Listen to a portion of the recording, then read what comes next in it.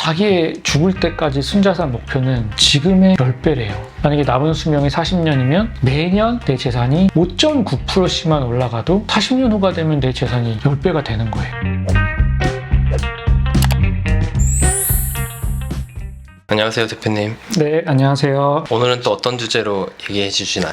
이제 유튜브를 통해서 주기적으로 이렇게 제가 쓴 글들에 대해서 설명을 하는 시간을 갖도록 하겠습니다. 제가 블로그를 한 만 8년 정도 블로그에다가 글을 써왔었습니다. 글이 지금 2,000개 넘게 있는데요. 이제 일주일에 한 5개 꼴로 쓰고 있는 셈입니다. 첫 번째는 이제 제가 3월 25일 날 쓴 글인데요. 제가 지금 사실 땅을 사가지고 이제 건물을 지어 올리려고 하고 있어요. 그러다 보니까 이제 건축사님이 예쁜 건물들을 좀 보고 올 거를 말씀을 드려가지고요. 예쁜 건물들을 보고 왔어요. 은현동에 있는 이렇게 석재 마감으로 한 건물, 그리고 시멘트 블록을 사용한 것, 주차장은 어떤 마감재를 썼는지, 우체통은 어떤 디자인으로 했는지, 그리고 내부는 마감을 어떻게 했고 평면은 어떻게 했는지, 썬큰 계단은 어떤지. 여기 보시면 이렇게 지하로 이렇게 썬큰이 있으니까 빛이 참 예쁘게 들어오잖아요. 이런 것들 보고 왔습니다. 그 다음으로는요, 제가 이제 3월 20일 날 쓴 글이에요. 서울시가 이제 누리집 사이트에서 이제 올해하고 내년도 아파트 입주 물량을 이렇게 발표를 해요. 그래서 2년 동안 86,000호를 공급을 한다는 거예요. 근데 이거는 제가 생각하는 숫자보다 너무 많은 거예요. 그래가지고 한번 제가 이제 파헤쳐 봤습니다. 그랬더니 일단은 첫 번째로 엑셀 파일 상으로는 합계가 84,000인데 본문에는 86,000이라고 적혀 있어요. 일단 2,000호부터가 좀 달라요. 그 다음으로 청년 안심주택, 공공주택, 역세권 장기 전세주택, 이런 물량들은 제가 제외했어요.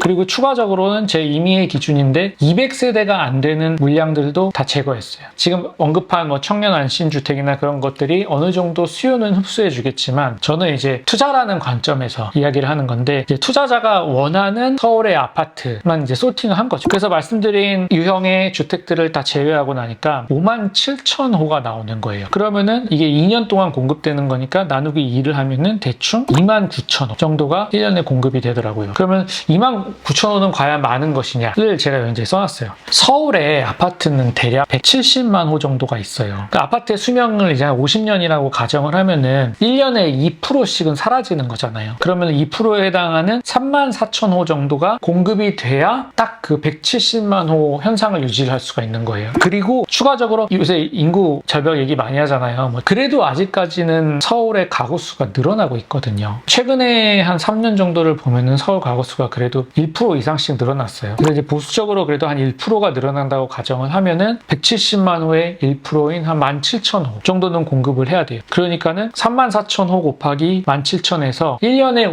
51,000호 정도는 공급이 돼야 제가 봤을 때는 서울의 수요를 흡수할 수 있다고 생각을 해요. 그런데 지금 보시면은 많이 모자란 거죠. 그래서 이런 거를 자세히 분석해 보셨으면 하는 마음에 썼던 글입니다. 이건 재미로 쓴 건데요. 제가 이제 최근에 뭐 수술 하나를 해가지고 의사 선생님이 4주간 절대로 술을 먹지 말라고 하셨어요. 근데 이제 예전에 잡아놓은 이제 술 마셔야 되는 자리가 있었는데 거기를 가니까는 한 멋진 형님이 나파밸리의 진짜 비싼 와인인 포스 원이라는 와인을 갖고 온 거예요. 얼마짜리예요? 아마 마트에서 사서 100만 원 정도 하는 걸로 알고 있어요. 와.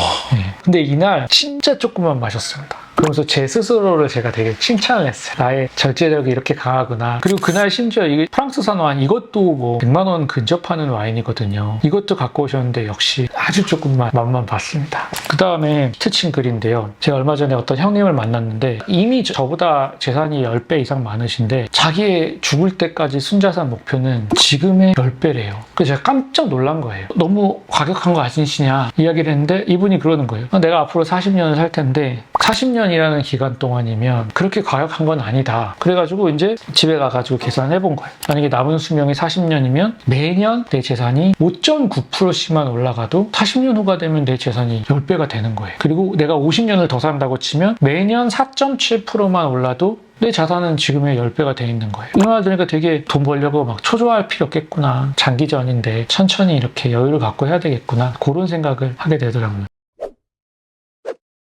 좋은 거래처의 요건 해가지고 이제 3가지를 제가 생각을 해봤는데요. 첫 번째는 카톡 회신이 빠르다. 두 번째는 전화를 드렸는데 못 받으면 그래도 빠른 시간 안에 연락이 온다. 그리고 너무 당연한 거지만 약속 시간을 잘 지킨다. 진짜 기본적인 건데 이게 안 되는 사람들이 많아요. 특히 1번 카톡 회신이 느린 분들이 참 많은데 제가 이 글은 이제 사실은 이제 우리 지금 이걸 촬영을 도와주시는 우리 PD님하고 이제 팀장님을 생각하면서 쓴 글이에요. 아유, 감사합니다. 네.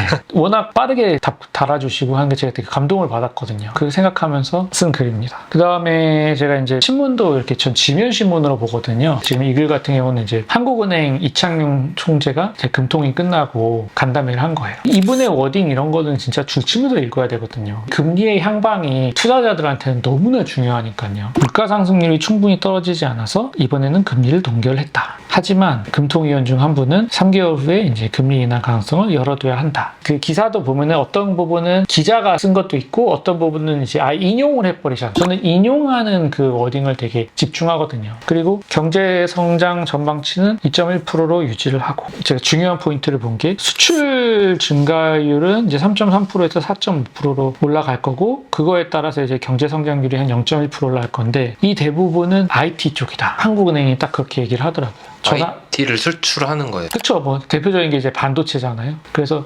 올해도 주식 투자는 뭐 반도체를 비롯한 기술주 투자를 해야 되겠구나. 저는 이 기사에서 그거를 캐치를 했어요. 그리고 부동산 PF 부실 이 얘기도 많이 나오잖아요. 총재님이 하신 말씀은 부실이 커질 수 있다는 근거가 도대체 뭔가요? 라고 이렇게 반문을 한 거예요. 그래서 사실 제가 이건 쓴 지 뭐 한 달은 넘은 글인데요. 올해 1월 14일에 쓴 글이에요. PF 대출 부실이 우리나라 경제에 미칠 영향. PF 대출 금액이 지금 현재 한 134조 정도 된다고 해요. 그러면은 우와 하잖아요. 134조 엄청 크다잖아요. 그런데 우리나라의 GDP, 우리나라가 1년에 버는 돈이 2,100조예요. 그리고 우리나라 가계 기업 정부의 순자산은 2경이에요. 그러니까 이렇게 따지면 PF가 이 133조 중에 한 30%가 만약에 부실이 나서 한 40조가 망가졌다고 가정을 하면 순자산이 20억, 1년 소득이 2억 천인 사람한테는 400만 원인 거예요. 이 비례식으로 그대로 계산을 하면요. 그리고 순자산이 5억, 1년에 5,300만 원을 버는 사람으로 치면 부실 100만 원인 거. 그러니까 단순하게 134조, 우와 크다인데 그 분모가 뭐냐 하면은 그게 다 다른 거죠. 물론 이게 PF 쪽과 밀접한 영향을 미치는 뭐 금융기관이라든가 신탁사나 건설사 이런 데들은 타격이 굉장히 크죠 지금. 하지만 우리나라 경제 전체적으로 봤을 때는 이게 과연 금융위기급의 큰 문제인가? 저는 이제 이런 근거로 퀘스천 마크를 가졌던 거예요. 그래서 이제 이런 식으로 부동산 얘기도 쓰고 신변잡기적인 얘기도 쓰고 뭐 가끔 강의 공지도 올리고 여러 가지 글을 블로그에 재미있게 쓰고 있습니다. 그게 매일 한다는 게 쉽지 않은데 블로그를 하시는 뭐 특별한 이유가 있으신가요? 일단 블로그를 하면 좋은 점이요. 첫 번째는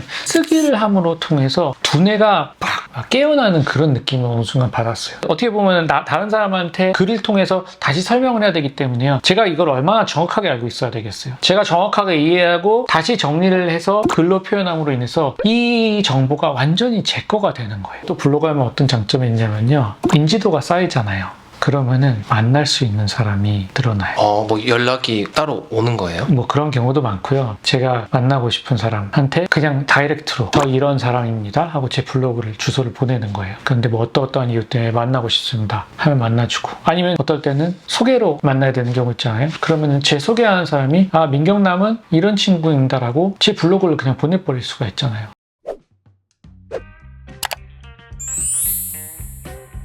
블로그 하는 거 진짜 강추하고요. 제가 8년간 했으니까요. 앞으로도 꾸준히 할 거고 제가 오늘처럼 블로그에 이렇게 쓴 글들을 모아서 그때그때 설명을 드리도록 하겠습니다. 감사합니다.